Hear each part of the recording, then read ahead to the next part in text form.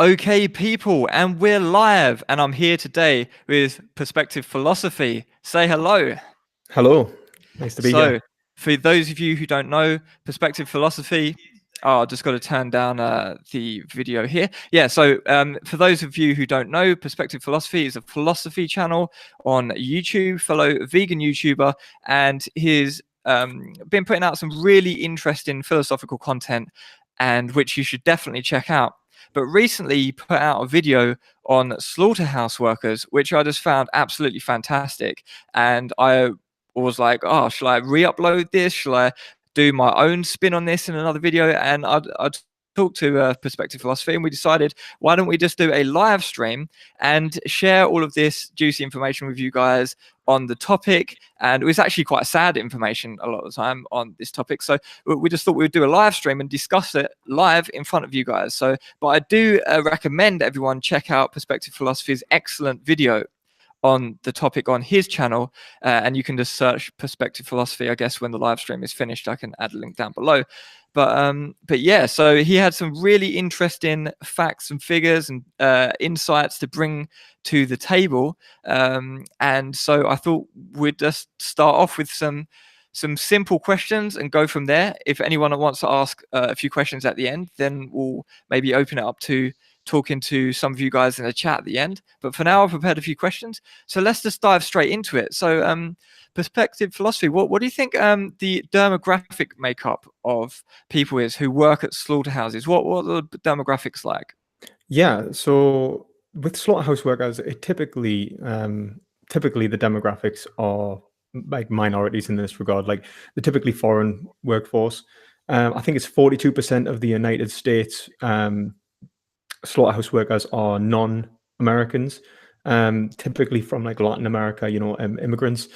People like Virgil Butler, who's like ex-slaughterhouse worker and animal rights activist. He recently died. Well, I'm saying recently, like 2008.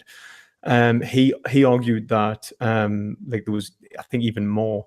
He said that they used to get threatened quite often that they would replace the workers that they had now if they stepped out of line with illegal immigrants, and that they just, but in his own words, he said that they'd bust some illegals in. So it seems that a lot of the workers are very poor. They're coming from really really awful backgrounds where they come to a new country needing a new life. They've got no means for survival, and the first job that they're offered is typically the worst job you could possibly work. In the UK, 62% of slaughterhouse workers are non-UK nationals or EU nationals. I haven't seen exactly where these EU nationals are from. If I was to hesitate to guess, I would say probably Eastern Europe, the poorer areas of Europe. Yeah, like Bulgaria and Romania and those countries where you can earn more money in the UK doing, like some people, I've actually heard some people in Eastern Europe have got, well, their profession, what they're trained in is actually pretty decent. Like you'd get paid in the UK quite a lot of money doing that, but they can't get those jobs in the UK, and they actually earn more money in the UK working a not so good job like in a slaughterhouse than if they just worked their regular professions, like if they're in Ukraine or wherever in the East. Like sometimes the economy at the time is just so bad, or the job opportunities are so sparse that it actually makes more financial sense to downgrade your profession in and go to the UK and do it than just to do your qualified profession in your own country. So would you have you seen any of that sort of type thing happening, or yeah, I think that's usually what it seems to be. I mean, like as I say, like a lot of the anecdotes from the slaughterhouse workers seem to say that that's all they have. That even there seem to be low income areas, even in America and Europe. They don't seem to be well off. I mean, typically nobody wants to do these jobs. I mean, if you look at it, like there's 75,000 slaughterhouse workers in the UK. Now, 10,000 of the roles that we should have filled are vacant. Nobody in the UK wants to work this job. It is an awful job. I think it was like the British Meat Association. I think they were of British Farmers Association, that there were a spokesman came out and said that the reason why nobody wants to do this job is nothing to do with the money, but to do with the fact that there's nobody wants to. He says they simply do not want to do this job because it is just awful. The slaughterhouse workers who currently do the job say that people usually last a couple of hours and then walk out. So Wow. it, Okay, yeah. yeah. Well, that leads us on straight to my second question. Second question, second hat. So, a lot of people say, "Well, slaughterhouse workers, that's a shit job. Why can't they just leave? Why can't they just quit and get a better job?" And I think you've covered this already, but just to actually cement the point that people can't just walk out on this shit because they don't really have much else. And I guess there's not much more to say on that, really. Well, I think there's one thing that we could say. There seems to be, especially in America, limited abilities to unionize. Um, there seems to be almost like anti-union actions being taken by the industry, where they'll condemn workers trying to, invoke union sort of rights in certain scenarios. I think, if there's a great book called Slaughterhouse by, I can't remember her name, Gail something. I'll link it in the chat in a minute. And essentially, that book is loads of anecdotes from all these different slaughterhouse workers, and one of them even says that they did try to tell their union rep, but they just get nowhere. And a lot of them say that the union reps, they still work for the company. So, like, for example, I think one of the big ones was Tyson Foods. That had a union rep in Tyson's Foods. And he's on the payroll. He doesn't want to cause waves for himself because he has a fairly easy job. He sits in an office and he doesn't have to come down. And when the union rep was going to come down, what they do is they yell like, he'll yell like, "I'm coming down now," and then all of the managers like make it look much better than it normally is. Like they make sure that all of the stun guns are turned up the way they should be, so that the animals are being stunned right, so it looks safer. That the line is slowed down, and they make it into a scenario which is like idealistic that the workers aren't usually in. And so the union rep is given this scenario that it's not as bad as it is, even though he knows that. And then when they seek help, I think Virgil Butler even argued that when he went to the police, he got arrested on a false crime because there was many of the police in the area owned had like money in chicken stocks, like chicken plantations. And I mean, this is a huge industry in the area. I think in some of the southern states, it's like one of the number one economic driving forces of the state. So we're talking about a hell of a lot of money, and to unite against such a massive industry in general would be hard. But it's even harder when it's a fringe industry. It's not something that most people work and are employed in on a day-to-day basis. Yeah, definitely, man. So what you were saying there with the corruption and everything, corruption isn't unique to the meat industry, but it often goes down in the meat industry, and that is definitely something which a lot of people, I think a lot of vegans might consider, but a lot of people who haven't really heard a lot of the information from this inside sort of collusion and all these sort of like weird shit that goes on behind the scenes, like internal memos. What was that internal memo where they were joking about assassinating the Josh Tetrick or something, the CEO of Just Mayo, from the National Egg Board sent there, and there's some like crazy inside stuff. But you touched on a point there which was quite interesting, and this goes back to a debate that I had with Shadow, where I was playing just the regular undercover slaughterhouse footage, and then Shadow was bringing in this temple grandin footage and saying, "Look, your footage is sort of made dramatic and my footage is just the way shit is." But you've just touched on a point where maybe the truth, if the truth lies somewhere in the middle, maybe it lies more into the direction of the more dramatic footage or the undercover footage, which I am used to seeing. But these sort of like industry temple grandin videos and stuff that you see with the slaughterhouse process happen, it's sort of like, yeah, look guys, let's clean everything up, make it immaculate, and make sure that everything's working properly, and there's not going to be anyone like smashing animals over the head with a pole or anything in that. So if anything, I would say that like the average everyday footage we normally don't see. I mean, Land of Hope and Glory, they deliberately say in that they're trying to get standard industry practice. I think they did the same with like Earthlands and Dominion. They try to not show so much of the abstract violence that goes on and more of the, this is how animals are killed. The point is, within this scenario, the the greatest lie is that the point that standard industry practice isn't standard industry practice. There's not even close. It seems to me that all of the slaughterhouse workers, every single anecdote I've ever read, says that things are much worse than what we see when it comes to violence and sadism and how they're acting. But more so, the pressure that these individuals are placed upon. I mean, this is an industrious job, and if you've worked in pretty much any industry, you'll find that they'll cut corners any way they can to try and make a little bit of money, right? That's just how a lot of industries work. And health and safety is one of the first things that goes out the board. I mean, slaughterhouse workers have an accident rate of, depending upon where you go, of up to 51% of the individuals will take a sick day, be sick or injured within a given year. I mean, that's more than half. Yeah. It seems that the line speed is really, really indicative of this. So, I mean, in the UK, we slaughter over 950 birds alone, 950 million birds alone, and I mean that's a lot, right? So, if you're working in a slaughterhouse that does chickens, they're told to shackle them up as fast as possible. The line starts pushing these down really quick. The stun gun, the stunner will miss many of them, but they also won't set the machine to the right height, because rather than stopping the line for the next load of chickens that come in, which will be a different size because there'll be a different kind of chicken from a different farm, they instead just shackle them up to keep the speed going. And they'll get wrong if they were to slow the line, because it would cost them time, because they've got to kill so many animals. So what ends up happening is that the machine's set to the wrong height. It ends up cutting the tops of the heads off, or or mangling them. Now, what happens? They can either clog the machine, and they're told to just rip them off any way they can, or they're told to even like tear their heads off.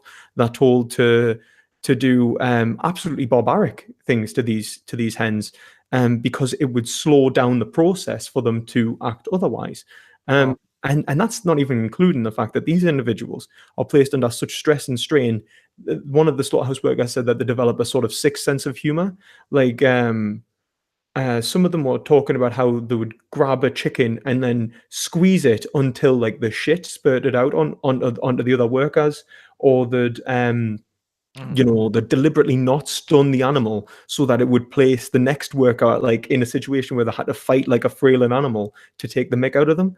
Like some of them even talking about how they would chase animals into the scalding pits, like chase pigs into the scalding pits, how they would beat pigs to death with pipes, how they would do very, very brutal things to these animals, because not only are they placed under great stress, but then that stress comes out on the animal.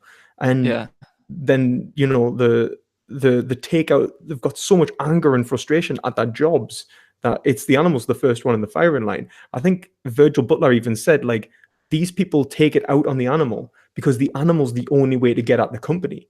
Because if they take it out on the animal, that animal is a product, is owned by the company. So if they can damage the product, they are damaging the company. Wow. Yeah, I didn't. Some of those insights I didn't even know about, and that was a really interesting thing with the turkey processing or the chicken processing. That there's different heights for the different types that come through, and if it's set wrong, obviously it's gonna the machine's not gonna adequately stun them before decapitating them or doing whatever they do. So yeah, it's literally just half of it. This is what I was going to ask you. Like half of it seems to be just like because they have to process so many numbers that they just like whatever, just that they're not taking the proper precautions and the proper procedures because it's not advantageous, because there's just so much that they need to process and they can't handle all that.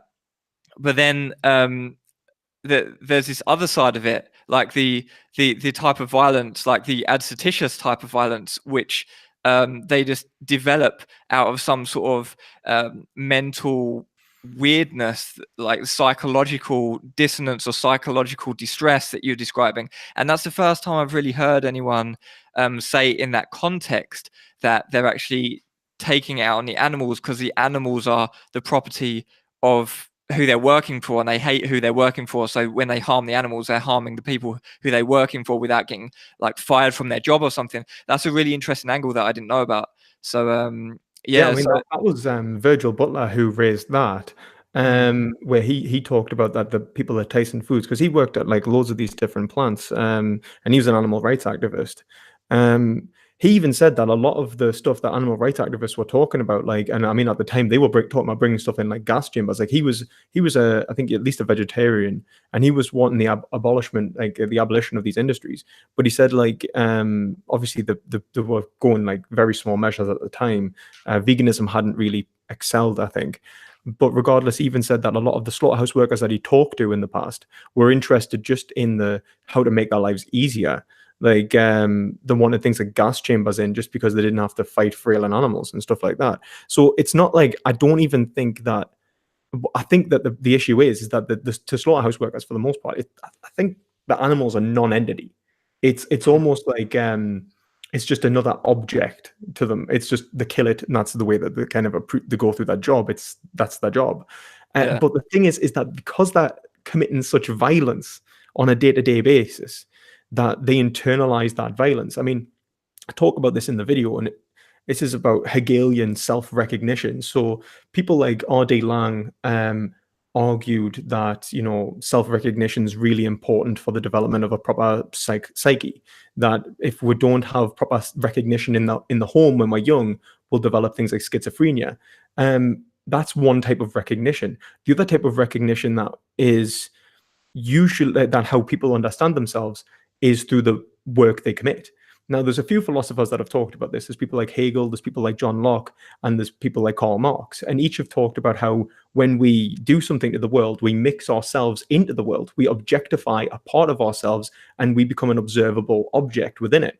And when we observe ourselves in this object, it lets us recognize that we are an individual separate from the world itself. We can change the world in our own image, and that kind of gives us an image of ourselves in the objects that were changed. Now, if you're committing violence and you are internalizing this violence, if those values that you are exacting in your day-to-day job don't align with your values, you create a second self. Now, this is really seen in people typically like veterans. It's seen in Nazi doctors, and it's seen in a few other professions that with like even police officers and I think prison officers it can be seen in. This is what's called perpetration-induced traumatic syndrome.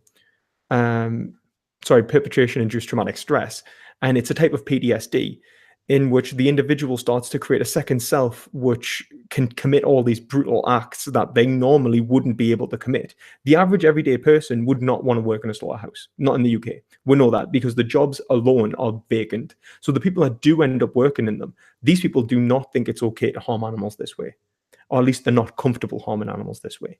So when yeah, they do start doing it, they start internalizing this sort of violence and this attitude where they start conflicting against the understanding of the world they had previously.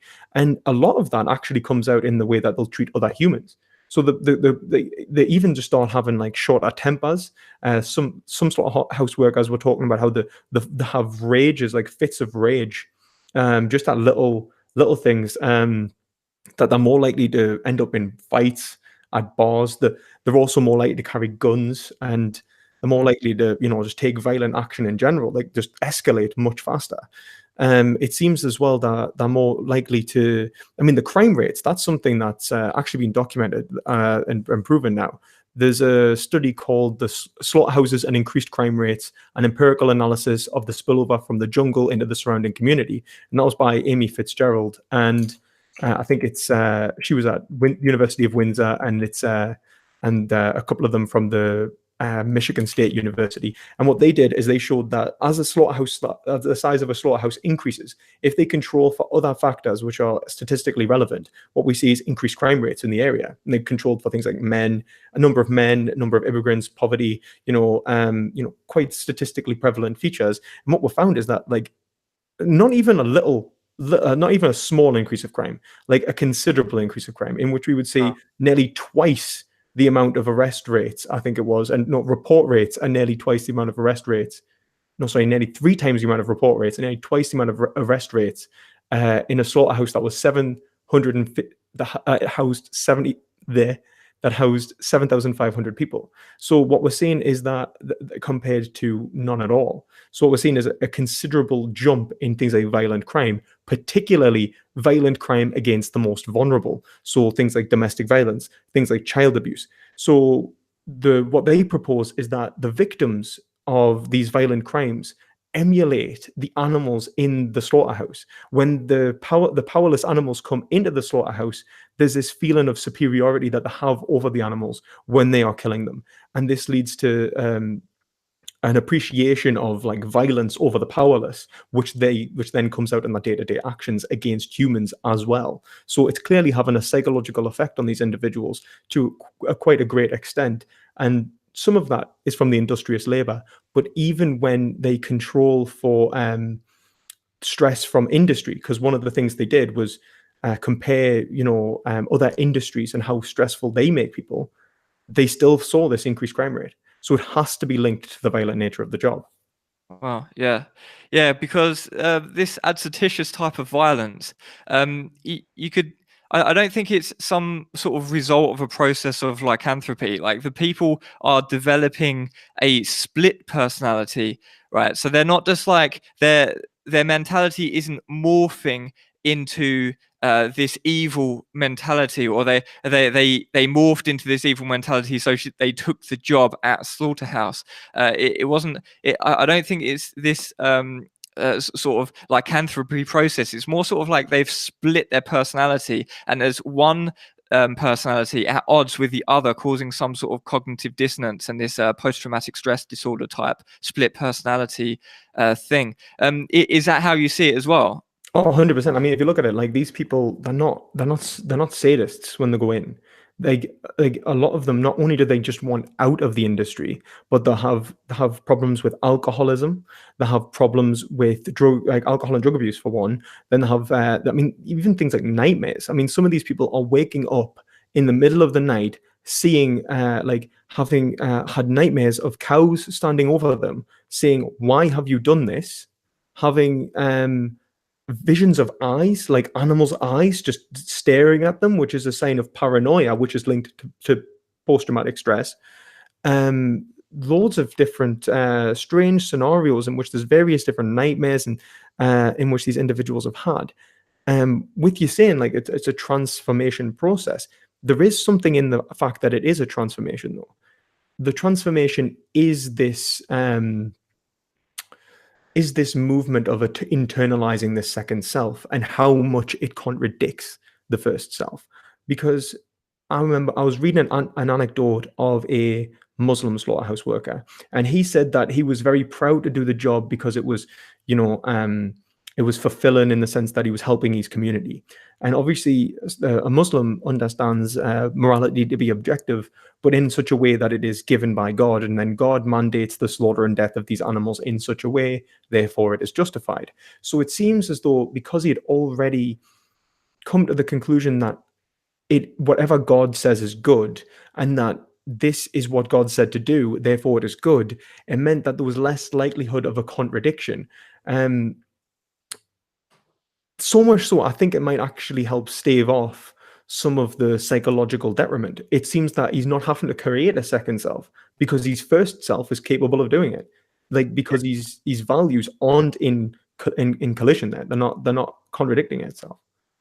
Yeah, and I think that would just be yet another case of religion justifying something which is less ethical than the thing that the religion ostensibly tries to, or ostensibly the religion is trying to provide some sort of ethical moral conduct, but in actual fact it's just authorizing some type of outrageous violence towards other beings, which we could probably take a guess that if God actually existed, he probably wouldn't want his beloved, beautiful creations to be shoved into a slaughterhouse and have their throats slit and their bodies mutilated. So Yeah, I mean, I think actually, because I'm doing the review on. I know I'm doing the review on the Peterson Zizek debate, and Peter Zizek actually points out this nice quote. He said, "If left to their own will, good people do good things and bad people do bad things, but only something like religion can make good people do bad things. And Yeah, yeah, it's this power of ideology which can really twist and manipulate people's psyche. Now, as a moral objectivist, I take the opposite approach as well. I do think that we can create ideology that is positive in such that it make bad people do good things.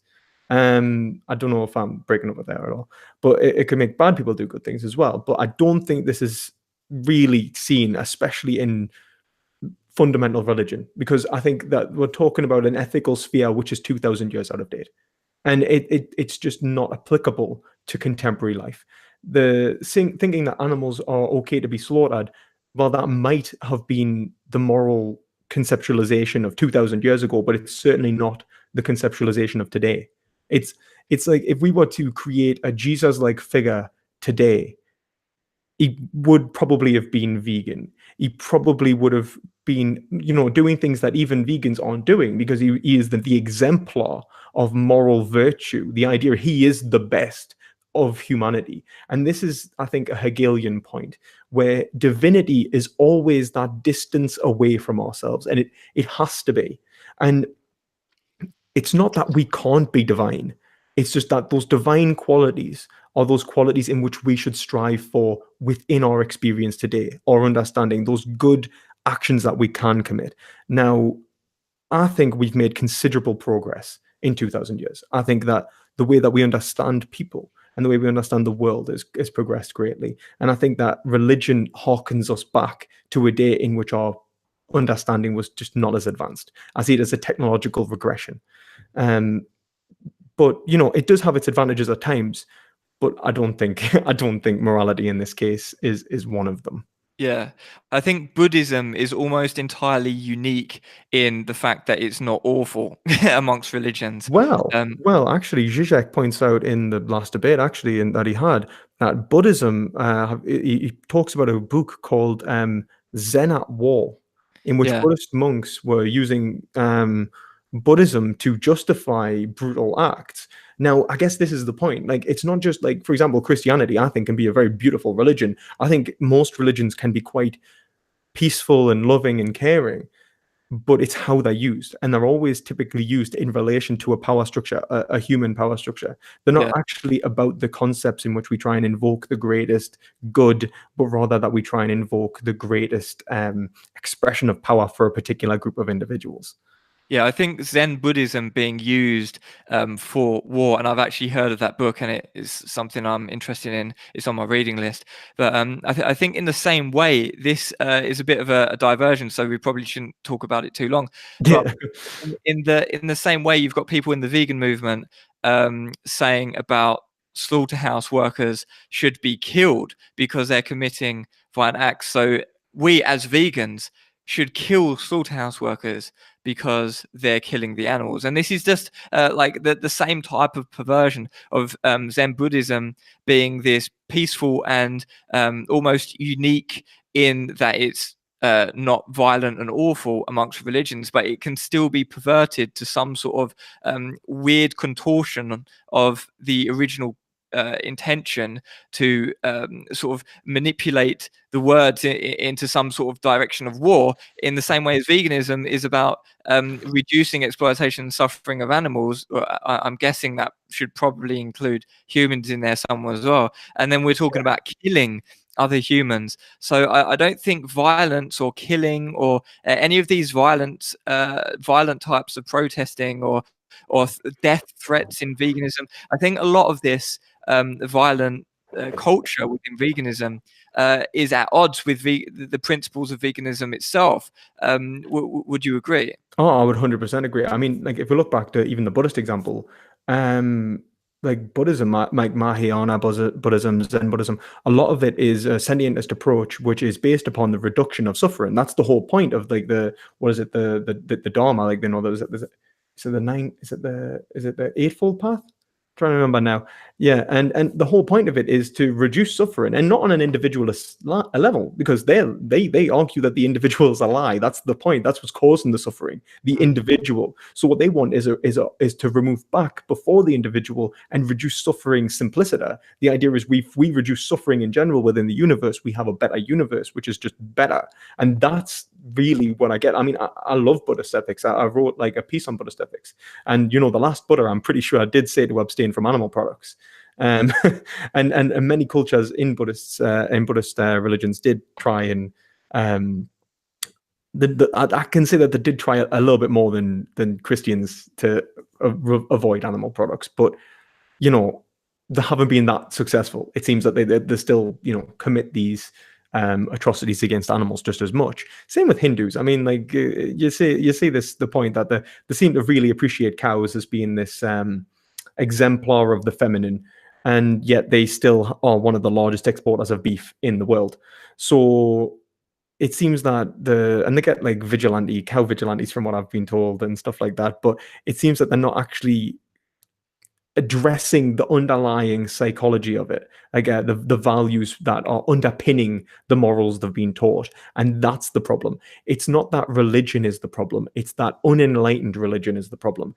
If you don't apply reason to anything you get taught, any tradition, then it is purely dogmatic. And that's what you need to maintain: constant internal confliction within a tradition. And I think Alistair McIntyre makes that point. So long as we have this confliction, we can justify traditions to exponents, to other people who are on the opposite side, opponents, other people who are on the opposite side who are going, well, is it justified? Is it right? Well, you can only say that if you've questioned it. And religion has this way of structuring itself to create an authoritative stance in which people fear questioning it, because they're trying to support power structures which are human and have nothing to do with the divinity that's being explored within the religion itself. Yeah, definitely. I think religion is an interesting parallel in some regards. I think you could say there's often victims of religious extremism, and it causes a lot of suffering when it's supposed to be something that's good. I think in bringing it back into the context of slaughterhouses, we would obviously say that the animals in the slaughterhouses are the victims, but we could even make a case, I guess, that the slaughterhouse workers themselves are victims of this horrible process. Oh, I would 100% say that slaughterhouse workers are victims. I think that the victims of a mandated market by the consumer. I think the consumer is the one that is causing this suffering, and I think they know it. I think that I'll give you an example, right? Like, I think we all know that animal suffering and causing animal suffering is not okay, and that we would not want to associate with people who commit acts of violence against animals. In fact, if our children were committing acts of violence against animals, we'll take them to a psychiatrist, because we're like, well, this is clearly not okay. This is wrong.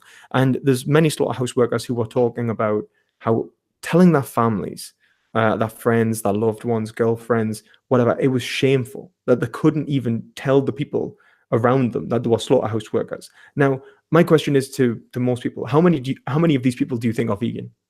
How many of these people who are eating meat and causing this product to be mandated, and creating that job, because that job has to exist so long as they consume this product?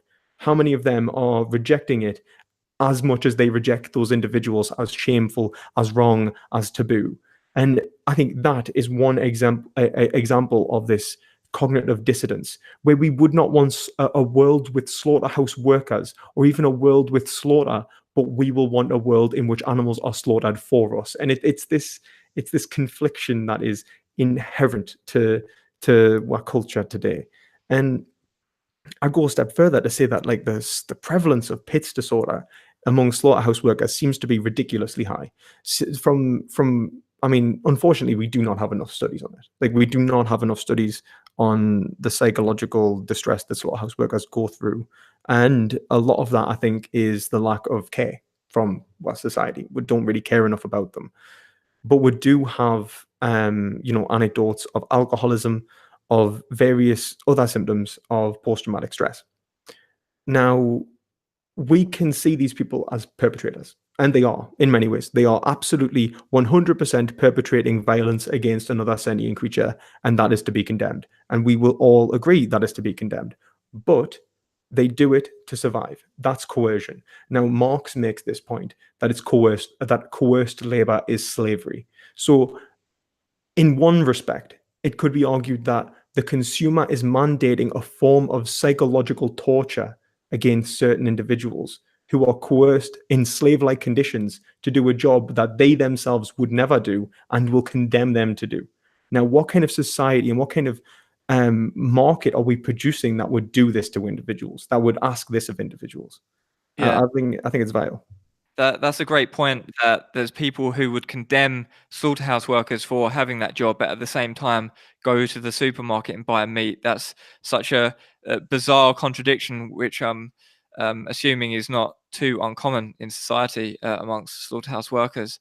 As you told me earlier, I think offline before we went live, there's actually a case of someone who was just absolutely embarrassed about his occupation as a slaughterhouse worker, and he just didn't tell anyone, just kept it a secret. Yeah. Like he was this case of a young lad saying that he just doesn't tell anyone that he works in a Mm. slaughterhouse, that he can't tell. You go on dates with people and they'll ask what he does, and it is an absolute shameful thing to bring up. Like, you can't tell it to any of the girls he meets, and I mean, what is that? I mean, if we're saying, like, for example, I'll give you another field in which individuals face PITS disorder: veterans. Yeah. Would you be scared to tell a woman, or a man, or whoever your partner would be, that you are a soldier? Probably not. If anything, it's glorified. Yeah. You are seen as a defender of your culture, of the values of the state. But it's because that everyone knows that your actions are in confliction with what we think is good, that we condemn the job in the first place, yet we mandate it. Now, if anything, that shows why these individuals are having such psychological distress, because they are the same members of the population before they become slaughterhouse workers. They enter these jobs knowing that this isn't okay, that they don't want to work there because nobody wants to work there. So it just shows why this psychological contention, this distress occurs to such a high level. Like, if anything, I'm surprised that some of the workers hold out as well as they do, to be entirely honest with you. A lot of them end up as convicts, and a lot of them, because they're convicts, end up re-entering the system again, because then after being convicts, they struggle to get employment even to a greater degree. So it's a self-fulfilling prophecy. Yeah, like a vicious cycle that you can Yeah. never get out of. Yeah, and this leads us on to an interesting concept of ethics, because we've talked about people who are forced to work this job because they can't find any other work available to them, or they don't have the skills, or they, as you just mentioned, they're convicts, so they actually are denied work in other places. They maybe even turn down work in a supermarket over someone else who is equally unqualified but doesn't have a criminal record. So the only place they can work is a slaughterhouse. But there's certain weird examples which almost seem paradoxical, but of vegan activists going and working at slaughterhouses with the main purpose, most of the time, of collecting undercover footage. So this opens up a whole weird topic of ethics, of if you're a vegan activist and this is the literally the epitome of the thing that you're against, uh, you're going into that environment and doing it yourself. You're literally killing animals yourself for the greater good of the movement, to collect footage to expose that online, so people actually can see the atrocities Yeah. that happen in slaughterhouse. So yeah, that poses some really weird ethical questions. Well, I think that's the fat man trolley problem, right? This idea that there's a everyone knows the trolley problem as being, you pull the lever and you can choose either two people are dying or three people dying, and everyone will choose, will pull it to choose only the two people, because that seems to be the best outcome. But then we can manipulate the scenario, like, okay, well, one of the three people's Hitler, and we can, change the scenario. But if you were to change it so much that you don't have a lever, but instead you have, I think what they call is like a fat man, someone who you could push in front of the trolley that would bring it to a stop and save, like, however many people's lives, would you push them? Now, this is like, it's a question of intentionality in regards to our actions. we might fully accept that the consequences would be better, yet not accept that our intentions should align with such behaviors, that intention is wrong. Now, I think there's something in that, and I think, don't get us wrong, I think what the activists do is ultimately for the greater good. And I think what they're doing is they're not creating an institution which is, going to constantly perpetuate the meat industry, because it's not like a couple of people getting footage isn't going to do that. But what they show is that sometimes people can be placed in these tragic scenarios in ethics where they're torn between two rights. They know that stabbing, like, for example, a pig in the head or like cutting its throat, it's wrong. But if they don't do that, then there will be more pigs being murdered later that day, later that year, for a given period of time. And so they're placed in the fat man trolley problem. They can kill the animal, or they can allow other animals to die. And we'll condemn, like, people may condemn like these workers, like, these activists for doing this, but I see them as the tragic hero. It's like, I see them as the person who makes the tough decisions. And it's like, kind of like if I was to give like a colloquial example, I kind of think of it as like a Constantine scenario. He's willing to like just bite the bullet. He'll send someone who does not deserve it to hell to prevent everyone else going to hell. And it's like that is the epitome of like ethics itself, where the institution tells us how to behave, but in some respects there's something within us, because the institution hasn't developed enough to resolve the problem, that just doesn't want to do it. And I think it's brave. I think it's brave more than anything. Yeah. The trolley problem, probably my favorite trolley problem, or the most mind warping to think about, is the organ harvesting hypothetical, where you've got some lazy person who just sits and watches TV all day, and then there's 5 people in hospital who desperately need organ transplants, and they're really outstanding members of society. And then should you kill the lazy slob who's just watching TV all day and making nothing of his life, to harvest the organs which are just coincidentally a perfect match for the people in hospital, or should you let him live and let all the 5 people die? And I really think it just comes down to deontology versus utilitarianism, the way, the lens in which you see that. And yeah, it is an interesting trolley problem. Is almost just like, because the fact that the animal is going to die anyway, but just the sheer amount of numbers of it's like some sort of organ harvesting hypothetical, where there's just like millions of people are going to die, and should you it's weird. It is a strange thing to wrap your head around. I think the one thing I would say is that I don't think it's deontology versus utilitarianism, and that's the problem we'll make. We shouldn't see it as a versus. Like, this is the beauty of virtue ethics, and what W.D. Ross says about in The Right and the Good about threshold deontology. So what you do is you understand that you have these rules, like, don't do this, don't do that, but these are based around how we express the greatest good in our actions. It's like, we agree that the good is in relation to consequences. Like, we want the best world, but how we achieve the best world is in relation to how we act. Now, the good thing about, unlike for example, the person being harvested for organs, the individuals in the slaughterhouses, they are destroying the institution that they are entering intentionally. They are acting in accordance with it to one degree, but in a greater degree, they are impeding it. And that is why their actions are inherently a good thing, because what they are doing is they are disrupting the institution which leads to these actions. Now, however, if these individuals were doing the opposite, and I think this could be people who mandate the killing of animals, and not animals, killing of slaughterhouse workers, they are mandating the opposite, where they are reinforcing the institution. They are reinforcing the murder is okay, and that suffering is okay, and that what it becomes is a confliction in wills. So what we see then is that it's vegans versus slaughterhouse workers, and no one considers the animal. And that's what the slaughterhouse workers going undercover have in their actions, that the individuals are always being considered to the greatest degree.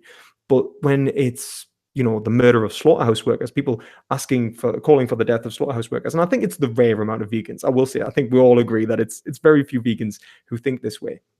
Sure. But the ones that do, it becomes counterintuitive, because what they're doing is they are, not only making veganism extreme and, ineffective as a movement, but they're also propagating violence and harm, which they are trying to dismiss in the first place. They create institutions and behaviors and rules and regulations which propagate suffering, which they are trying to reduce. And that is why there's a confliction there, because they are genuinely conflicting the values that they are trying to prevent prevent being actualized in the first place.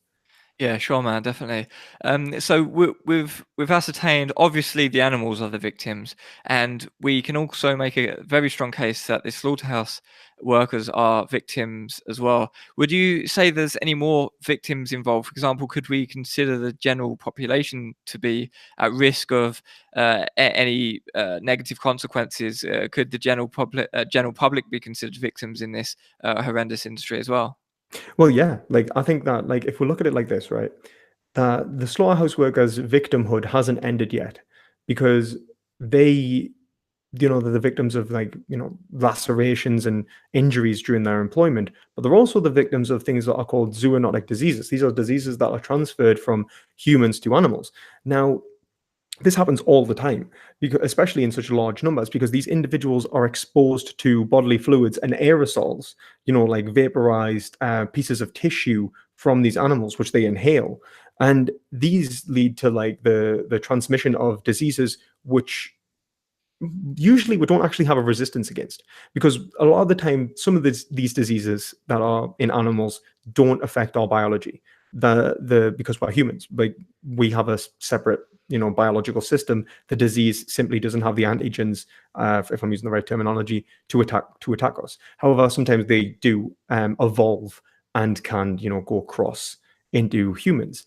When this happens, we typically don't have a resistance to these diseases. So one of the big ones was swine flu. One of the reasons why we were worried about this being a pandemic was because we vaccinate against the flu all the time, but we vaccinate against a certain number of strains of the flu that have been going around for a long time, and their mutations. So what we see is the development of the flu. We see how it's mutating. We predict that. We vaccinate against it, so we protect the population. Now, with swine flu, it's a different form of the virus. We didn't have a vaccine. And so it produces a pandemic level threat, where we can see, and it did actually produce a pandemic. People died, and typically the most vulnerable people died. We're talking about women, children, the elderly, people with compromised immune systems, the sick.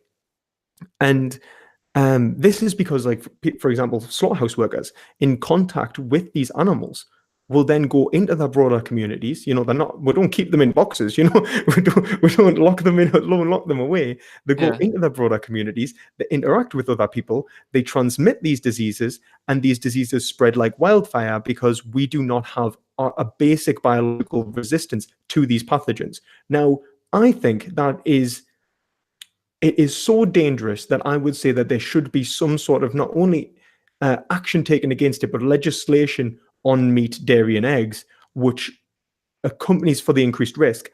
I would take Nozick's point, in which our lives have been trespassed against. I did not accept this disease risk.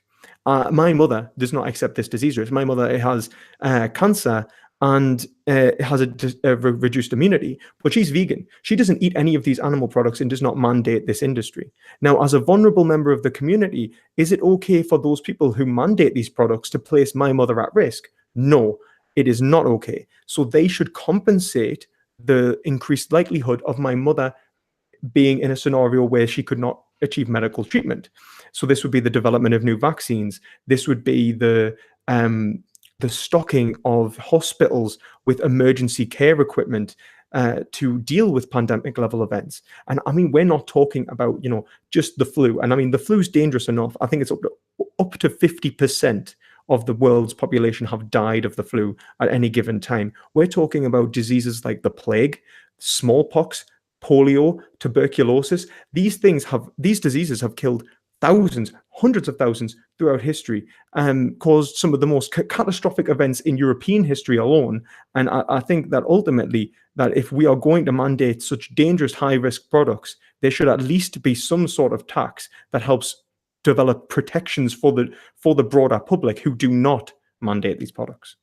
Definitely, man. I think you said that really well. I think there's a lot of externalized costs going on with animal agriculture. So you mentioned here the cost to public health through viruses. Well, that's just another additional cost. We've already got the pollution, the greenhouse gases, like the befouling of the waterways, killing the fish, the ocean dead zones, climate change as a result, which is just going to be causing untold damage and is already beginning to cause damage, which is just going to be some sort of unimaginable financial burden.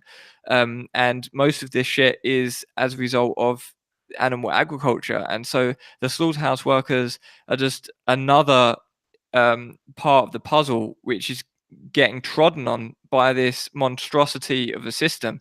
Another thing, you mentioned viruses, because viruses can mutate and then we need a new vaccine for them. And that's one of the problems with the flu virus in general, is that there's only a particular amount of strains which they can vaccinate against, and subsequent mutations of that can't be vaccinated against until the next season, when they actually know and identify and isolate those strains. And so this is why vaccinations for the flu in general don't have 100% efficacy rate. And so these swine flus and new evolved forms from animal agriculture, which are super like deadly and can bring down just healthy individuals, and to make them have to take days off work for weeks, or even kill them, and in the susceptible individuals actually kill those susceptible individuals. But that's only the viruses. We haven't even looked at the antibiotic resistant bacteria. Exactly. I was just about to talk about that myself. Yeah. That I think it's a great point to make. Yeah, because maybe you can. Are you familiar about the use of antibiotics, the last resort type of antibiotics that they're using in less regulated countries, feeding to livestock?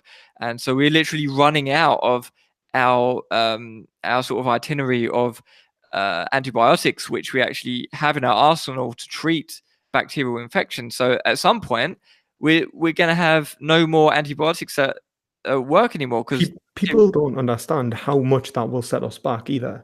Like, we're talking about a massive jump back in terms of medical care, in which you go to the doctor, they can't do anything about the disease that is inevitably going to kill you if your immune system can't deal with it.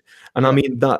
I mean, especially when you're talking about, children or the elderly, they become increasingly vulnerable. In which case, we're talking about the development of super bugs, and like antibiotic resistant bugs. And I mean, look at it. Like, we're talking about people consuming antibiotics on a daily basis, in which they're consuming animal products, and this is causing antibiotic resistance. But more so, a lot of the diseases that can be produced from animal agriculture and transmitted throughout society are actually bacterial. Like, they're not all viral. And so then people, even if they weren't consuming these products, which they are, in the animal products, they are consuming antibiotics, which increases the likelihood that there will be another type of disease and another type of disease and another type of disease that will be resistant again and again to the daily use of antibiotics. So then we end up having a plethora, not just one potential bug that we can't deal with, but more and more bugs that we can't deal with, until eventually we're being overrun by pandemics, one after the other, being transmitted again and again to individuals, and they're just dying left, right, and center. And that's not something I think any of us want. And I think no self-aware, rational species would take this risk with themselves. Yeah, man. Like, what we're describing here is a literal dystopia in the future, which is not so far away. It's conceivably just, I don't know how many years away. You can't really estimate these sort of things. Anywhere from tomorrow to 50 years' time, we're probably going to start seeing these issues if we don't start dealing with animal agriculture and at least reducing it significantly. So there's a wider conversation to be had about the workers. What if we do reach our goal of animal liberation, which you share, and we want to abolish this horrible monstrosity of an industry? When that actually comes to pass, if and when, then we're going to have these issues of the slaughterhouse workers going to be out of a job. What do we do with like quite a large amount of people who don't have a job? But this is just going back to the wider conversation that we're going to have at some point as well with automation, because when we've got a greater level of automation in our workforce, and at McDonald's there's no longer human beings in there, it's all done by machines, and there's people not working in factories anymore because machines are doing everything. We're just going to be automated out of the lower rungs of the skill level hierarchy of jobs. And so this is going to include animal agriculture workers as well. So this is contributing to a wider anxiety of this impending economic question mark, to say the least. Do you have any opinions on UBI? Or we were talking earlier about capitalism and Marxism, and what do you see the future leading to in terms of economics after this? Well, I see the automation of slaughterhouse work as being somewhat inevitable, like full automation. I think there's only a few things that the slaughterhouse workers are there to do, and that it's cheaper having them there to do. But eventually, when those problems are overcome, I see them as being removed from the system as much as possible, especially since the rates of people actually wanting to do these jobs are dropping. So they're going to have to automate. They're going to have to find people, innovate the people out of employment. That seems to reduce the likelihood of things like Pitt's disease and even zoonotic diseases. But there is some scenarios that I think could cause psychological harm to individuals. We would think, for example, that a drone operator would receive a lower likelihood of Pitt's disease, of post-traumatic stress. Yet drone operators seem to have the highest amounts, because even though they're so distant from it, like they still see themselves in the chain in which is causing the suffering and death of humans. Now, there's going to have to be people who are repairing these machines. There's going to have to be people who are, monitoring, various equipment, and these people are still going to face psychological distress. I have absolutely no doubt about it. They'll go home. They'll know that they're, causing the suffering, especially since vegan activists will make them know, that they're causing the suffering and death of these animals. And they'll go home to their wives or their husbands or whoever, and they'll recognize that what they are doing is causing a great amount of suffering, and that will cause guilt. And it's the guilt, not just the action itself, seeing it, but it's the psychological recognition of what your actions are actually causing that will cause stress. Just as if you are sitting, like, looking through a screen, blowing people up from a distance, it distances you from the action of actually pulling a trigger, but it does not distance you from the psychological recognition of what your actual actions are causing to the world, what you are doing to the world. And I think that's something that'll still come up.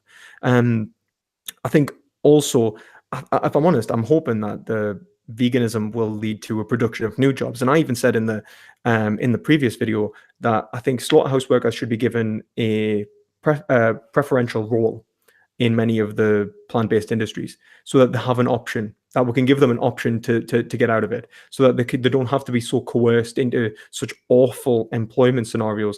I mean, we're not talking about giving them a CEO level job. I mean, we're talking about, like, yeah, this will pay the bills.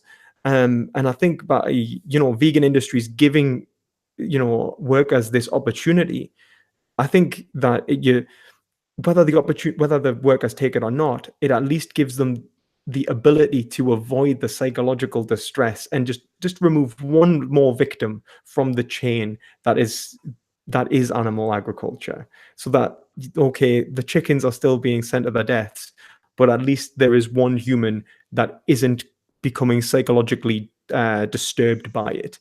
And when we look at the overall damage it does to our culture and our society, we're also reducing the likelihood of, people who would have such a confliction that it causes increased levels of sadism and violence, which places, ourselves at risk. Because even if we look at it from an egoistical point, I don't want, my family going out and encountering someone, like even on a drunk night out or something, encountering someone who's got a short temper and a taste for violence. That's not something that I particularly want to live with in my society. And Okay. it's something I would want to do away with. And I think even on an egoistical level, it's something that we should consider removing. Definitely, man. Yeah, you made some interesting points there about automation coming into the animal agriculture sector. And I've always been sort of under the impression that when we see a decline in sales of corpse products, then there's going to be less money coming into animal agriculture, less revenue for future investment, and the business forecasts are going to be declining sales instead of sales going up. So when you're in a position of the economic downturn in that industry and getting less and less money, you're going to invest less and less, and you're going to try and sort of downscale and save money. So I see automation, at least at this point in history, as quite an expensive addition to an operation. So I'm always almost skeptical that automation The on one issue I would say there is just the amount of government funding that goes into these industries is considerable. yeah And that's what I think that would probably, or that why the way automation would come funded. It would be funded not by the consumer who is, dropping off and eating more plant-based alternatives, but that would be funded by the taxation. And I think that just points out another issue that we should not, like me working a job and paying taxes should not go to fund an industry which I inherently which I think is inherently deplorable. yeah My money should not go to something which I think breaches the foundation of British values to begin with. Yeah, definitely. And this is already an issue in some parts of taxation structures, like, for example, in America and definitely in the UK as well. Taxpayers' money goes towards subsidizing corn or soya or animal feed crops. And a lot of the times in the UK, you get money to subsidize livestock operations and animal agriculture operations directly, not even subsidizing feed crops, but directly subsidizing based on the size of the operation.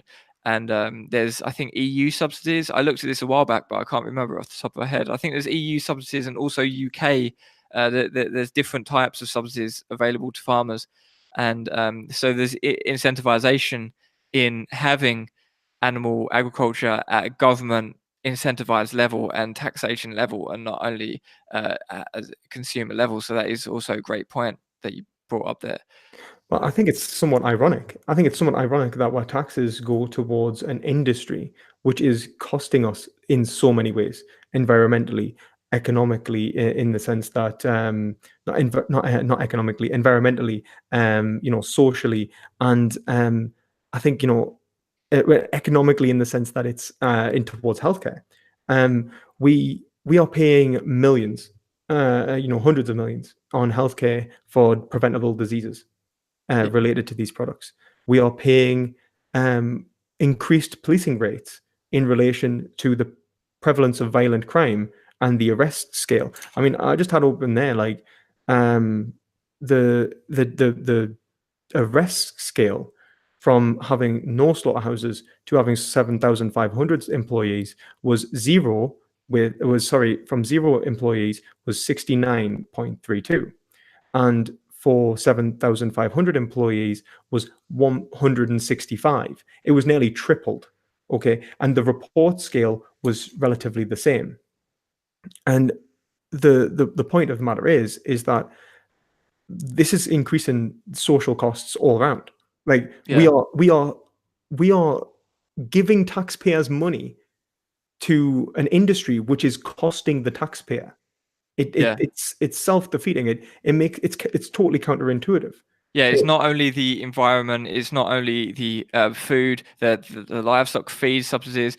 As you're saying, it's also prison costs. Like it's literally increasing the cost of the prison operation costs, and it's increasing the cost on the NHS in where the healthcare services are privatized in whatever country around the world. That's being increased as well because of the amount of heart attacks and the amount of diseases caused by consuming these foods. So it's not only the direct costs that people are paying for in society. Like literally, if you think the only cost of meat is going and buying meat, no, the cost of meat is in a lot of places to be found in society, in the environment, in the healthcare, in so many different places. It's externalized, and that's why the price of meat is what it is. If the price of meat had to internalize all these previously externalized costs, there's estimates on how much a McDonald's hamburger would cost, like a beef hamburger, whether it would cost $10, $50, or $100. There's all different types of estimates because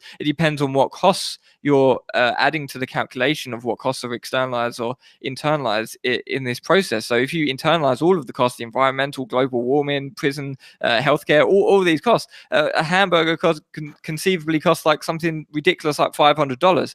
And it sounds crazy, but it just depends what costs you actually put into the cost of the product itself. Whereas vegan products, or fruits and vegetables at least, are lowering the costs experienced by the NHS by improving people's health. I've heard reports on increasing the level of well-being in terms of mental health.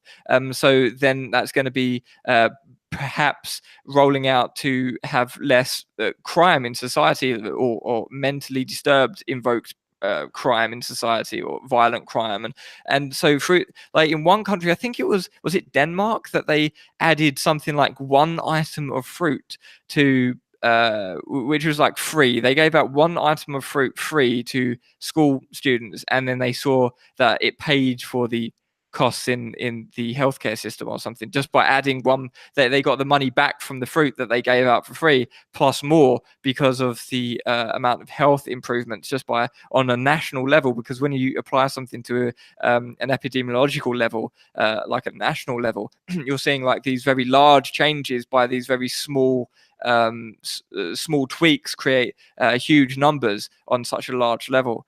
So yeah, you're definitely right. Oh, yeah, that's In terms really of that, man. interesting, and I would like to see the statistics on that sometime. That'll be interesting. And I Yeah, think it's I think as well, like when we're talk about, I was just about to make a point there about crime rates, and I was about to go back onto the overall costs. Oh no, that's right. I was about to say that we are actually right now as well. We're being very, very generous to this industry, and we are looking at the first world. yeah, These problems become far greater in the third world because they do not have the resources to tackle on a large scale many of the problems invoked. For example, I remember reading studies about slaughterhouses in Kenya. I think it was they have a much greater increased likelihood of infectious diseases like zoonotic disease risk because the processes that they use are much more are much lower. What's the word? Like they have less PPE and stuff like that. They have less health and safety regulations, and the likely of contamination is much greater. And that's not yeah, just of the product, but of towards the workers.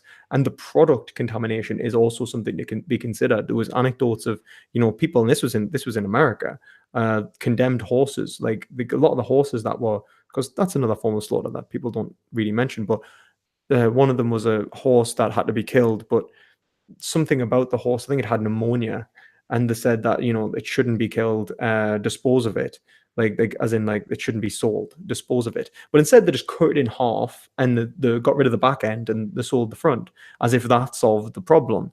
mm, Uh, and this kind of behavior is what goes on, but it goes on to a greater extent in countries in which they have low amounts of education and even lower amounts of like employee rights. These individuals aren't going to question what their seniors are telling them because they need the money. And I mean, if we talk about like exploitation of the worker, especially abroad, the meat industry is a very dangerous industry. Imagine you're in an industrious environment where you're handling very sharp blades, continuously. One of the workers in America had an animal kick his hand, and the blade hit him in the forehead, but luckily it was the flat of the blade. One of them had like his throat cut, and all of them end up like with stitches and stuff like that on a regular basis. I think it was at least 25% of meatpacking employees face. I think it was 25% of meatpacking employees face serious injury every year, and Wow, that that's is quite a considerable.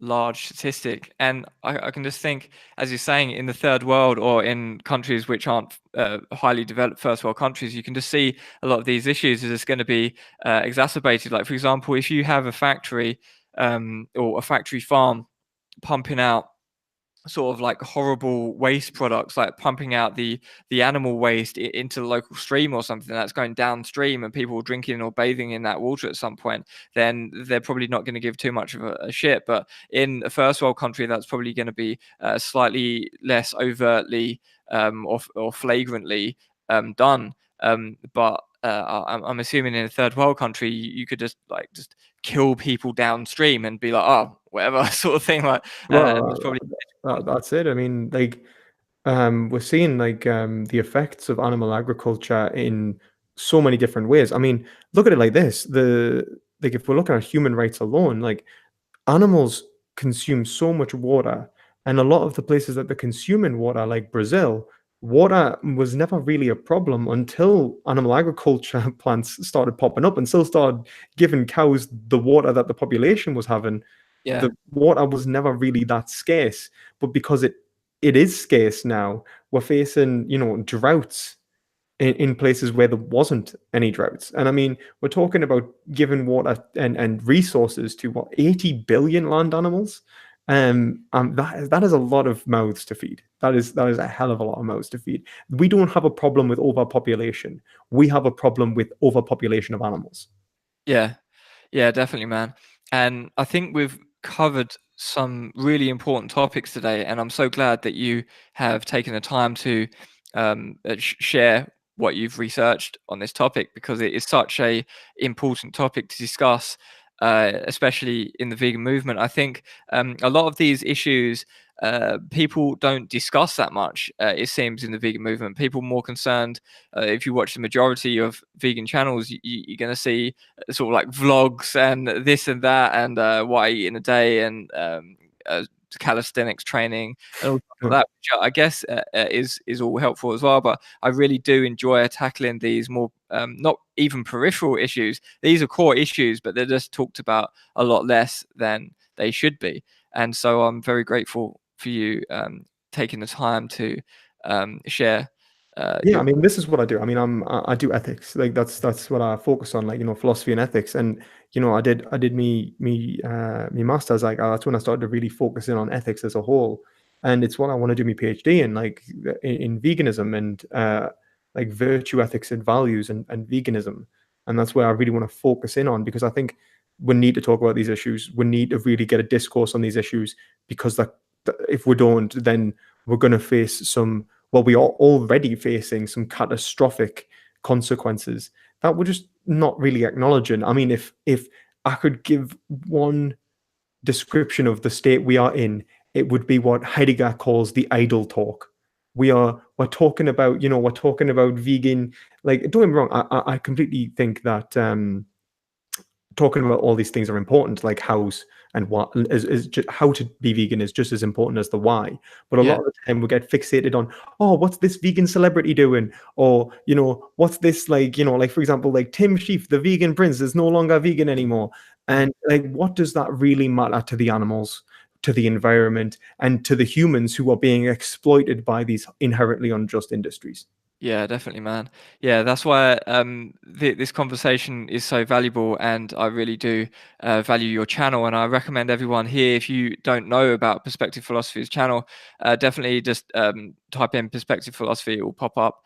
And yeah, definitely subscribe to the channel if you're interested in this type of more it's not even in more intellectual, whatever. This is just more relevant issues than what's in my fridge or who isn't, who's an ex-vegan today, as you say. Like, I do enjoy making the response videos, just debunking them. I like doing debunking videos, but yeah, I really think this sort of more deeper diving content is so important. So yeah, do check out Perspective Philosophy's channel if you are into this stuff. So I said that maybe we'd take some comments or some questions from the live chat, but it's been an hour and 20 minutes. What are you feeling like, man? Do you want to do 10 minutes? It's up to you. Yeah. I'm definitely game if anyone has a question to ask. Also, I'd like to say thank you for having us on. And, I do actually appreciate your content as well. One thing I do really like is I do like to know what goes on in the vegan community. I'm criticizing all these people about, talking about vegan celebrities. But one of the people I did want to know about was Jacko Wacko Vegan. Like, I didn't really give a shit about Tim Sheaf so much, but I did care about Jacko Wacko. Yeah. And I thought your insight on that was really, really good. Like, I did like that. And I did like the fact that when I wanted to click something, like especially like the people I know, when we want to click something about Tim Sheaf or want to click something about something, because we want to know like why they're doing this, what has led them to be like this? Because it's not just celebrity culture, but it's also like it's indicative of how people will behave in the future. Because people follow celebrities. We don't want to click their videos, right? We don't want to give them the view. I mean, we're content creators as well. We know we don't want to give them the view. But if you've made a video on it, I'll click your video and I'm like, oh, it's fine. I'm giving Foot Soldier the view. You know what I mean? Yeah, definitely, man. I know that feeling as well. Yeah, sometimes I don't know whether to go over there and leave a dislike or whether that would be a positive thing in terms of the algorithm and it will boost the video. So I just like, that's the thing. I don't know what dislikes are. And anyway, I don't know whether I should be aiming for dislikes as a creator. I don't know. Should I be telling people dislike my video? Yeah, the YouTube algorithm is a bit of a weird thing to wrap your head around sometimes, a bit secretive. But yeah, so people in the chat, if you've got any questions on the topic of slaughterhouse workers, slaughterhouses, or any of these issues surrounding that key theme that we're talking about in today's stream, at me or do like at Vegan Foot Soldier or at Perspective Philosophy and ask a question. So we've got the first one here from Jake S. Is there such thing as a truly evil person? Would you like to answer that? Or? Well, I don't know about this. I think we'd have to define evil, and it's a bit of it's not specific enough for me to give a yes or no to. I'd say at this point no, because if we take into account free will and the environment and the the way that people are more products of their environment and genes, and there's not this sort of like libertarian sense of free will. I think it's quite difficult to make a case for someone being a truly evil person. But if you're talking in a more of a compatibilist sense, then you've got people who are sadists or whatever. And then are you on the same page with that? I don't know. Like, I think that like there's something in saying, like, I think there's something in Augustine saying, there is no such thing as evil. There is only the privation of good. And I think that in that respect, I would say that those individuals who are committing evil actions, this is going to sound somewhat cliche, but they are misguided. They don't realize that pursuing whatever action they are urged to do, like, and this is assuming they have the choice. I mean, if they were in such a state in which they could not choose different, then they could not be morally culpable. Yeah, so all like, implies can. Yeah, and in which case I would say that, like, for example, if they're a serial killer that's twisted and they've got absolutely no volition in regards to changing their behaviors in any way, because of some sort of mental problem that they have, that's because of their their upbringing or their genetics or whatever has caused it, then that they're not evil. Well, they are, but they're a natural evil, we'll call it. They're like a volcano or a hurricane. That's something that's an unfortunate product of our existence. They've created negative consequences, but they aren't a bad moral agent. Exactly. That's why I said there's not this. Yeah, I'd answer no in that sort of broader sense, because you wouldn't call a tornado evil unless you wanted to. Yeah, I mean, this is but then again, I think I do understand free will in a compatibilist sense, and I do think that there is freedom of the will, and I think that the will is our ability to reason, and I think if we've come to the conclusion that certain values are wrong, and yet we act otherwise deliberately, I mean, it's almost as if we wouldn't have truly grasped that they are wrong. But I think that real evil is in willful ignorance. That's evil. In the sense that I think if people know that if they were to look into something, that it would be better for them and everyone else, that is evil, because it's a deliberate contradiction of value itself. It's the will against itself, and that's evil. Yeah. It doesn't allow for the correction that reason would produce. Yeah. So you're going from a point of view that it's almost irrational. But some people do that because they can't do otherwise, or Well, I think that the will, that irrationality, because it's, like it's immediate gratification. I think that sometimes it's just so pleasant to stay in a scenario where you don't really make the decision for yourself. I mean, look at all the people who eat animal products. And not to, criticize everyone in the world, but I mean, me included. Like, I was in this scenario. It's like I didn't even want to read Peter Singer because I knew Peter Singer was right. Uh, like, and I read like one thing about Peter Singer, and that's what like encouraged us like in the first place. And then I just sort of ostrich effect, buried my head in the sand. I was like, oh God, like, I can't look at it. And that's evil. And that's what I look at myself then, and I see truly something that I as a philosopher feel like I was contradicting what is value. Not even as a philosopher, but just someone who acts in the world. I'm contradicting my ability to act, my ability to bring around the consequences I want. And that deliberate ignorance is just a status quo bias.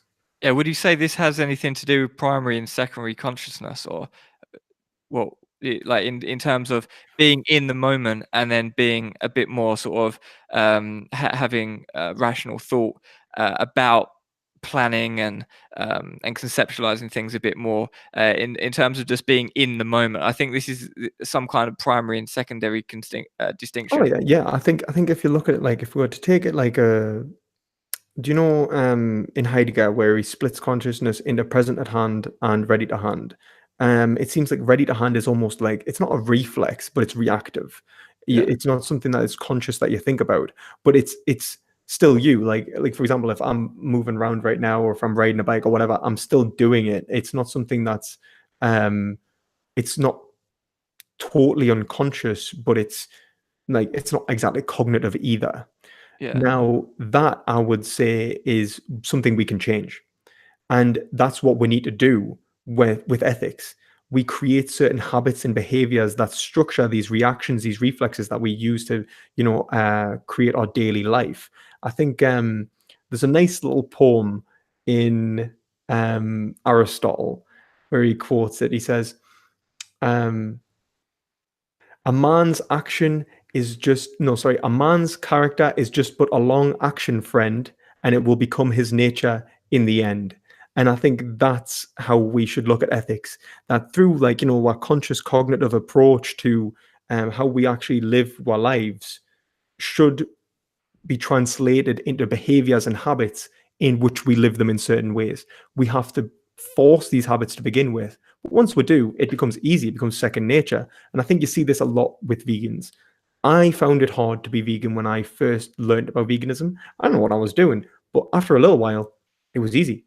It was like reading the back of like a product to see like allergens and stuff. You just like you skim it like really quick. When you first do it, you're like, wheat flour, like you're just reading every single little like word, and but like I still read the words, but I read it much faster because I know what I'm looking for and I know how to do it, and I've got a skill there that I've developed. And I think this is the kind of like approach we should have to ethics. Definitely, man. Yeah, so quite a deep response on that one then. You can definitely tell that he's a philosopher. So if you're interested in philosophy, he's the man in the VYC. And so let's skim through the questions a bit quicker now. I think they'll be easier to answer. What do you guys think about activists going into slaughterhouses to protest and disrupt? My personal opinion is that we should disrupt, or sort of like alter or disrupt or whatever, in the demand side of the economic spectrum, and not in the supply side. Because if there's a supply side issue with one company, there'll be just another company to come along and to pump out the goods and make the profit from themselves. So it's about reducing the demand and not about tampering with the supply, because the supply is just going to adjust to the demand. Are you of the same opinion? Somewhat, to be honest. I think the only difference I would say is that I think that this direct kind of activism could work if there was a large enough amount of the population that were on board in the first place. I think that when we, go and disrupt industries in which individuals already agree with, it just makes us look crazy and we are demonized as mad. And that's not to say that we are mad. I don't disagree with the actions these people are committing. They are trying their best to prevent the slaughter and death of sentient beings. That Yeah. is noble. It's a noble intention, but it's not effective activism. And Yeah. that's the problem. If it is better to produce a scenario in which someone has a self-reflection moment in which they look at a piece of meat, see a cow, see a pig, see a chicken, and do not buy it, than if they were to, not be able to buy that piece of meat. And Right. I think Hegel says this best when he says that, you can't force moral progress. It has to be something that is produced by the individual themselves. It's the result of like cognitive, logical thinking that leads them to the understanding of the world in a certain way. And it happens institutionally. And that's what we need to do. Change our institutions in our society so people realize these actions are not justified. We can do that in our workplaces. We can do that in our schools, in our hospitals, and everywhere by having vegan products there and showing them alternative ways of life that they can adopt. Yeah, I think that's how we should approach it. Definitely, man. I agree with that. A more detailed answer than mine, but one that I agree with. So, don't you always have another option for another job? We already covered this, and the short answer is no, um, because it's the best job they can get, and because if they've got a criminal record, which many of them do, then they are declined work in other sectors when they can actually get work in the slaughterhouse, because it's one of the few jobs that we're just like, yes, come in, we'll take you. You're a rapist, okay, good. Like, Ideal. yeah. Next question: do you think all work, not just slaughterhouse workers, will eventually uh, or sooner become automated? I think we discussed automation already. I'm not 100% sure. I think it comes down to the price of the automation, because there's many sectors where the barrier, the financial barrier to entry in total automation, or more automation, is higher than the cost of labor. Because, for example, people working at McDonald's, they're not going to be paid very much money to flip burgers. But if there is some new law which comes in and it says, oh, you're going to have to pay your workers $50 an hour minimum wage, then they'll be like, okay, well, let's add it up. Yep, it's cheap to automate. Fuck off workers. We're going to bring in machines. So it's just down to, I think there's actually an argument to be made against minimum wage from that perspective. It's not one that I'd necessarily endorse myself, because I haven't thought about it enough. But I think there's many different issues surrounding automation, and it's a very complex topic unto itself. Yeah, I see it as something that it's push and pull factors, and we can't predict economic shifts. And that's something that economists don't like to admit. Like some other do, some of them actually. Economists are better than most social scientists. They're more willing to admit their failures.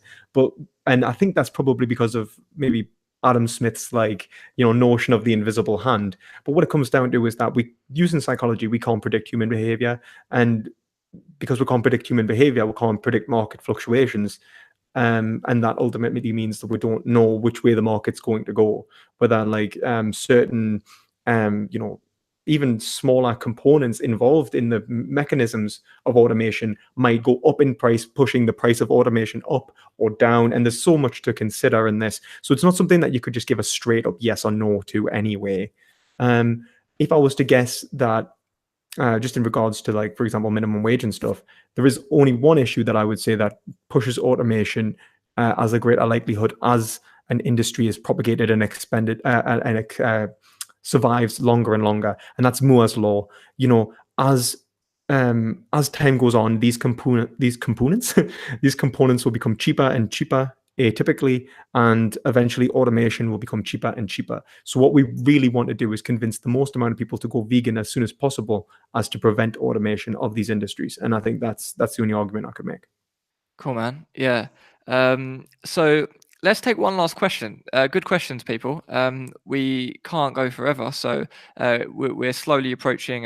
We're about an hour and 40 minutes. So let's take a last question, and then we can come back and do another discussion another day about any other issues, because perspective philosophy is a great guy to talk to about these issues. So I'd quite like to do another stream at some point. But let's end it with the last question, which is an interesting one to wrap up on. Would you take 200 grand to go ex-vegan? we know there's probably some people, if you're a conspiracy theorist, there's probably some people, tip sheep, and others who might have accepted some money, or at least they had some sort of incentive to be ex-vegan because their popularity falls off of a cliff, and then they're like, oh, what can I do for views because my popularity is waning? Let's do a PR tour, going on national TV and doing an interview with Vice and having an interview in a newspaper, and doing all these videos and getting all these reaction videos. And yes, that's how I can get refound relevance or whatever by going ex-vegan. So I think if you're a conspiracy theorist, you might think along those sort of lines. For me, would I accept $200,000 myself? No, I wouldn't. I would like $200,000. I'm currently saving for a house. I've got enough money to put a down payment on a house and get a mortgage, but it would be nice to buy a house outright. And here in Granada, that 200 grand would get me a detached, or just about get me a detached house with a bit of land, and for 200 grand. So it would be very handy to have, but I wouldn't compromise my ethics for money, because you can always earn more money, but you can never uncompromise your ethics that you compromised. You can never turn back the hands of time, but and you might regret that for the rest of your life. You might sort of be sitting in your house that you've just bought with that 200,000 and be thinking every day when you wake up in the morning, this house was purchased because I cucked out on my ethics, and I don't want to wake up in the morning and be like, I'm a fucking cuck. That's why I'm in this house. So just from even if it's you're saying it's going to have minimal impact on the animals because appeal to futility fallacy or whatever you want to insert there, even if it does have that minimal impact or whatever, and you can guarantee that it's just one fish getting stabbed or whatever the fuck.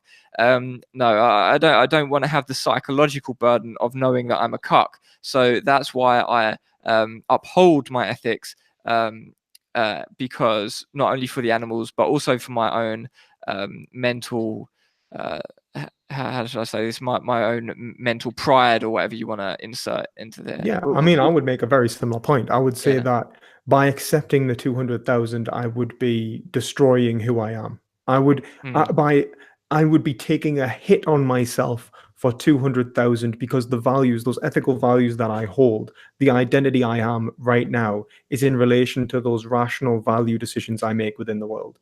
When if I was to go ex-vegan, I would be killing Lewis. I would be killing who I am for that money. And how can I help? How can I forward my own interests by destroying what I am founded on, who I am, why I act in the first place? The reason I am vegan is not because it benefits me in some twisted semi was it like quasi egoistical way where it's just I do it for the views, or I do it for attention. I do it because who I am mandates that I must do it. That when I apply reason to the world in which I live, a world that I act differently is devoid of me. And that is why accepting that money would be an obliteration. It wouldn't be an achievement. It wouldn't be a goal. It would be a destruction of who I am and what I want to see a world to be like. Yeah, man, that's a great answer. It's an interesting question though, because this is like the standard, not standard, but it's a very common schoolyard question. Like, would you felch Donald Trump for fucking £1 million or whatever, or just insert disgusting act here that you wouldn't normally do? Yeah, it's very And much a schoolyard answer. yeah, Like, yeah, but I actually did this on a very close friend once, and who is a bit not home. I wouldn't say homophobic, but in the sense that he hates gays or anything.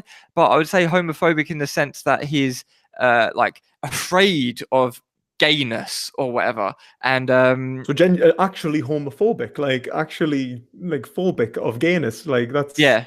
like, Yeah, exactly. But this is the thing. It's like some weird perversion of the word, because if you say, for example, Islamophobia, it doesn't imply that you're scared of Islam. It implies that hatred. you Yeah, hate Islam, which I find a bit weird, because wouldn't it be like what's the opposite of philia?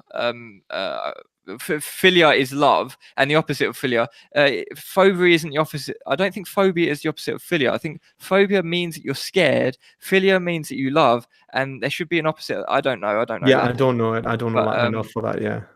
but in the sense, homophobic in the sense he's literally scared of gayness, and although he doesn't hate gay people. And I was like, look, like if I gave you 500 quid to touch a guy's dick, like is it, you just go boop. Like it's not really homoerotic that much at all. You just touching it. It was like, no, it wouldn't. I was like, okay, 100 grand, and I like just kept incrementally like just raised the money, and all he had to do was go boop, like touching someone's dick.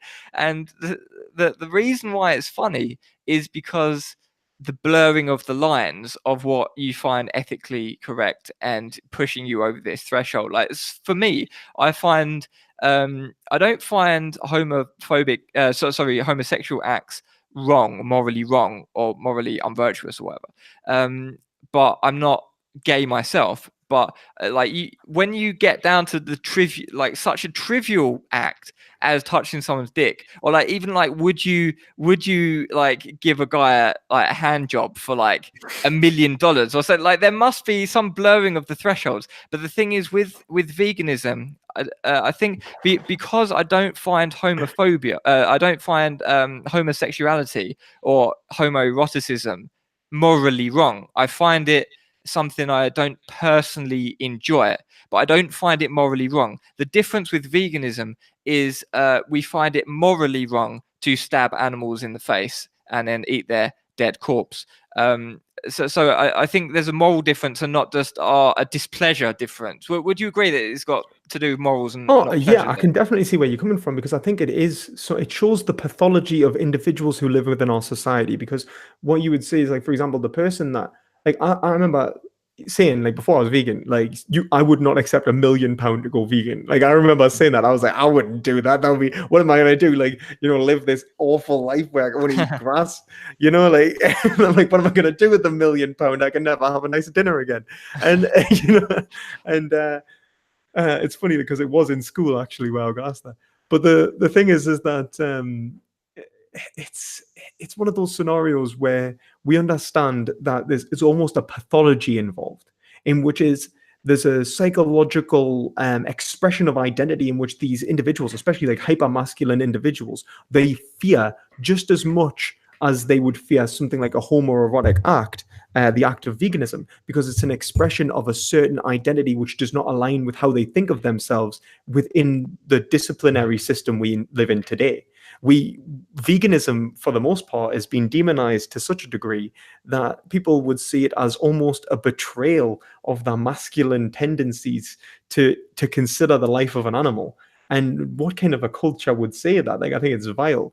Just as a culture that would say that, not considering gay people equally would be like almost an admission of homosexuality.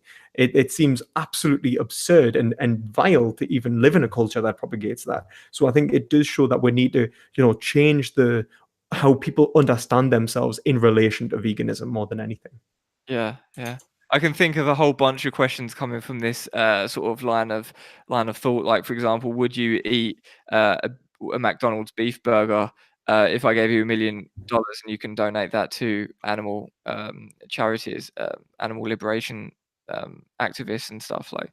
So there's a whole load of utilitarian questions that could come off this. But I think we should probably quit whilst we're ahead, because it's we've been going for an hour and 3/4, and I think we've had a really really good discussion, really insightful and valuable discussion. And yeah, I hope you people have enjoyed it too. There's a couple of people saying in chat, can you answer some more questions? Well, no, we said that would be the last question. So save your questions for the next time we do a live stream, because I'm sure there will be one, because I do enjoy doing live streams where like actual good live streams where you can actually talk to the person, and unlike some other live streams we may have been familiar with in recent times. So Yeah, I really appreciate the opportunity as well. Like, it's been a nice chat, and I really appreciate everyone who's asked the questions as well. You've been a lovely audience. Yeah, definitely.